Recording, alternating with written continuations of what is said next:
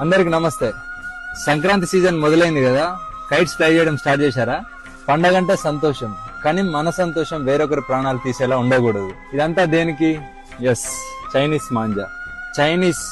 Chinese nylon and synthetic fibre coated with glass powder. అంటే దీంట్లో గాజు పొడి వాడతారు. చూడండి, ఇది ఒకసారి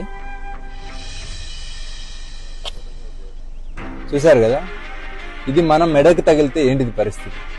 ఇది కేవలం దారం కాదు, షార్ప్ నైఫ్, గాల్లో వేలాడే కత్తి, అదృశ్య కత్తి. 2-వీలర్ రైడర్స్ కి, యానిమల్స్ కి, బర్డ్స్ కి ఈ చైనా మాంజా తగిలి డీప్ కట్స్ జరిగి హెవీ బ్లీడింగ్ జరిగి ప్రాణాలు పోతున్నాయి. వీటి వల్ల చాలా మంది జీవితాలు నాశనం అవుతుంది. ఒక్క చిన్న సరదా ఎన్నో కుటుంబాల్లో తీరని శోకాన్ని మిగులుస్తుంది. ఇది నాన్ బయోడిగ్రేడబుల్, ఇది భూమిలో కలవదు, ఇది బ్యాండ్ థ్రెడ్. ఈ మాంజా ఎవరైనా ఇల్లీగల్ గా అమ్మితే మీ నియరెస్ట్ పోలీస్ స్టేషన్ లో రిపోర్ట్ చేయండి. చైనా మాంజా అమ్మడమే కాదు, కొనడం కూడా నేరమే. చైనా మాంజా ప్లేస్ లో ఈ కాటన్ మాంజా వాడదాం.